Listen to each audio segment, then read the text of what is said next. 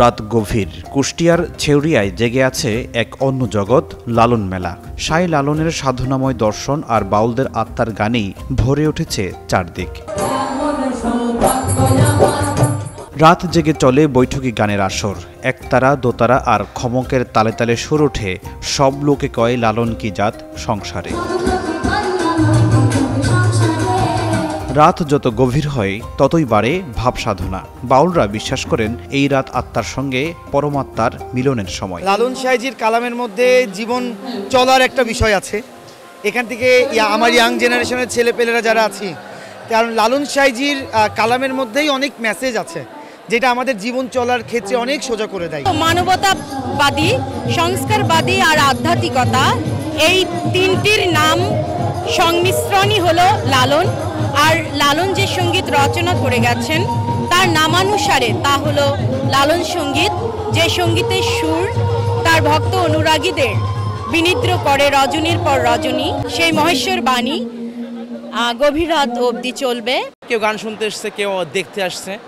যারা অরিজিনাল সাধুদের দেখতে আসছে, যারা লালন সাহেজি ঘরানার অরিজিনাল সাধুদের সঙ্গ নিতে আসছে, তারা অবশ্যই কিছু না কিছু অর্জন করে যাচ্ছে। সাধারণ মানুষও সারারাত মগ্ন থাকে এই গানের জগতে। কেউ খুঁজে ফিরে শান্তি, আর কেউ খোঁজে লালনের দর্শনের অর্থ। এই বাণী মানুষের হৃদয়ের বাণী, প্রকৃতির বাণী। এই বাণী মন থেকে মনে, মানুষ থেকে মানুষে ছড়িয়ে যায়। প্রতি বছর এখানে যারা সাধু বা ভক্ত যারা আসেন থেকে যে ভাব বিনিময় হয়, এটা সমাজে অনেক গুরুত্বপূর্ণ ভূমিকা পালন করে।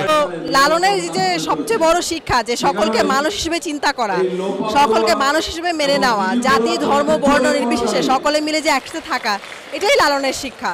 এবং এটা এখন সার্বজনীন শিক্ষা। এটাই এখন সবচেয়ে বেশি গুরুত্বপূর্ণ বর্তমান দেশে, যেখানে যুদ্ধ হচ্ছে, লালন সেখানে শান্তির কথা বলে গেছেন। আখড়াগুলো চলে তত্ত্ব আলোচনা, গুরু শিষ্য সম্পর্ক, দেহতত্ত্ব, প্রেম আর মানবতার কথা। রাতের গভীরে কখনো শুরু হয় লালন গীতি বা পালাগান।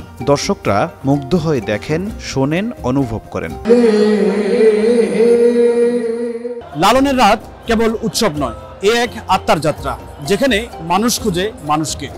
ফখরুল ইসলাম, যুগান্তর, কুষ্টিয়া।